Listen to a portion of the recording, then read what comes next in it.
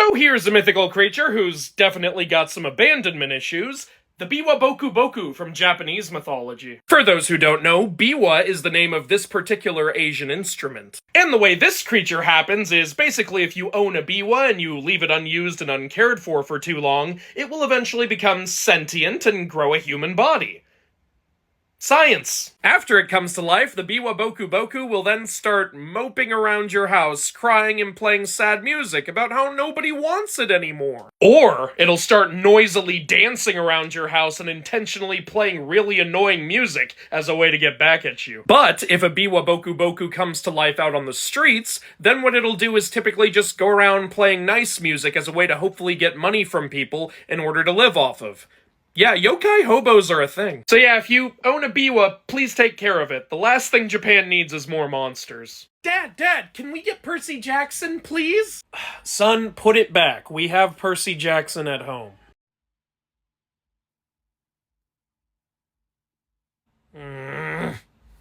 Wisdom with Mimir.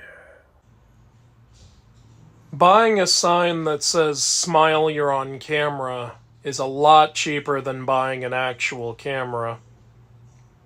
How would they know? Hey!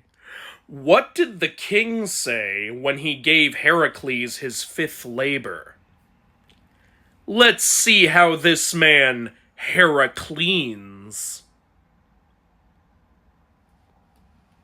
Fun fact! Most mythology fans know that Zeus, Poseidon, and Hades all have incredibly powerful weapons built for them by the Elder Cyclopes, but their father Kronos also had an incredibly powerful sickle built for him, obviously not by the Cyclopes because they were in Tartarus when he got it, so who built his weapon? Well, apparently Kronos' sickle was built by a race of creatures known as the Telkines, creatures who were part dog, part fish.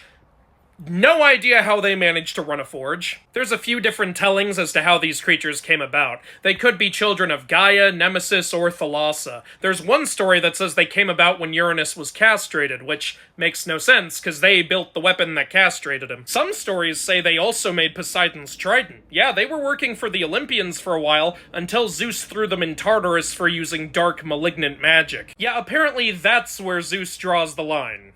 Not with any of the stuff he does. I'm so motherfucking tired all the time. 10 a.m. tired. 1 p.m. tired. 6 p.m. so tired. All day tired. If Greek myths were adult cartoons. Alcohol?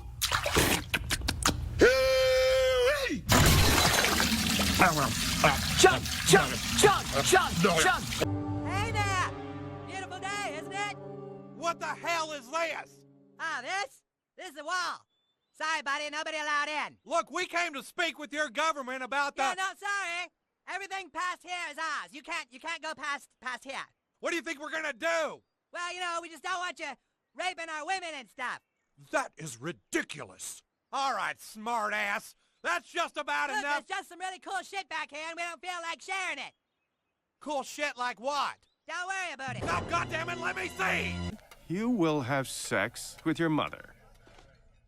Hey, you know how Osiris got screwed over? His brother set a trap for him. So here's a mythical creature who's just dropping on by. The drop bear from Australian folklore. Yeah, it's basically a giant, evil, predatory koala. Australia. This creature hangs out up in the trees until people or other prey walk underneath the tree. Then it does a cannonball out of the tree and lands ass first on its victim, which incapacitates the victim because this thing is so big. Then it drags its victim back up into the tree and eats it. There are some ways to prevent this creature from attacking you. Apparently you can put a fork in your hair, because I guess the creature can tell that's there and doesn't want to get pricked, or you can rub toothpaste behind your ears or in your armpits. No idea how that one helps. Or you can urinate on yourself.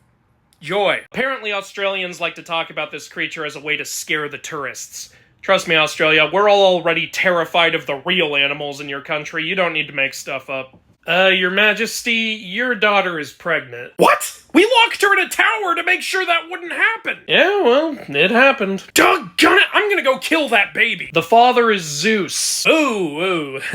Okay, probably shouldn't kill it then. Wouldn't want Zeus to get mad at me. Yeah, that wouldn't end well. So, should we just let him go? No, I still really want that baby to die. Dude. Got it. Instead of killing him, I'm just gonna put them both in a box, throw them in the ocean, and let them drown. But that's still you murdering them. Yeah, but this is less direct, you know? There's other factors involved, like water and lack of oxygen, even if I cause it all. I'm pretty sure Zeus would still punish you for that. Nah, I don't think he will.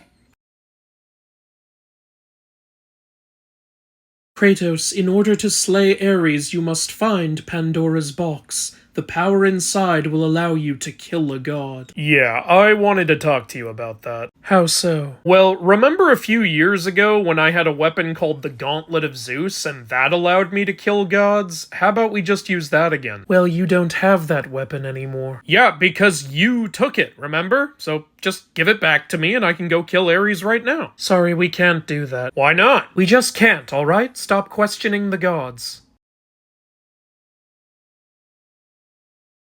Did you lose it? We may have misplaced it.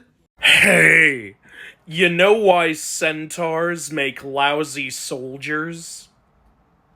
They're always horsing around. Here's something you might not know about the Headless Horseman. The Headless Horseman, also called Dullahan in Celtic myth, is very often shown riding his iconic black horse, but that's not the only way he travels. The dude also has his very own stagecoach. Classy. See, Dullahan is basically a Grim Reaper in Celtic myth, so sometimes he brings a stagecoach to Earth as a way to transport souls to the afterlife. It is said that once the coach comes to Earth in order to fetch a soul, it cannot return empty, signifying that death is inevitable and cannot be avoided. Some stories say that the stagecoach is also accompanied by banshees. Oh boy, a bunch of loud, wailing women with blood coming out of their eyes. I'll bet that's a fun trip.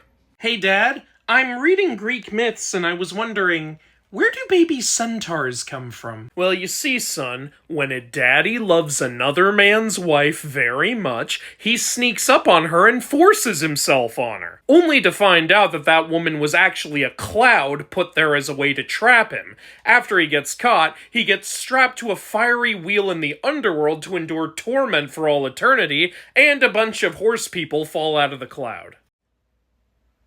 That answer your question? It raised some new ones. Dang it, Foxy! How could you lose a race against Sleipnir? You're supposed to be the fastest horse in the 9 realms. What happened? Gee, I don't know. Oh, wait! Maybe it has something to do with the fact that Sleipnir was carrying a 200-pound human, while I was carrying a 4,000-pound stone giant! Well, what are you saying? I'm saying you blew out my spine in 9 different places! Are you calling me fat? I hate you so much. Hey, what's Zeus's favorite musical number? Grease Lightning.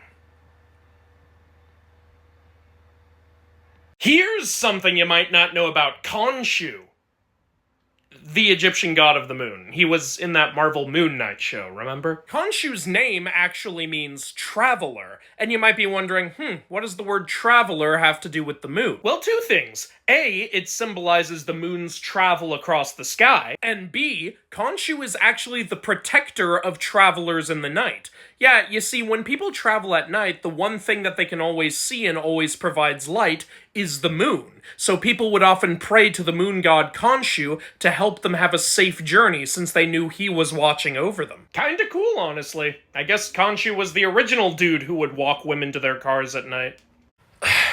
You know what? I'm tired of this. I'm tired of just living my life alone in my room and single. I need to get out there and start dating. I need to get out there and meet a nice, beautiful woman, who hopefully doesn't turn out to be an evil kitsune, or a Joragumo, or a Nikusui, or a Kiyo, or a Sazeoni, or a Tako Niobo, or an Onryo, or a Nurona, or a Yukiona, or a Takaona, or a Futakuchiona, Or a Kuchisake Onna. No, I need to stop thinking that way, okay? I'm sure I can just find a perfectly normal human woman.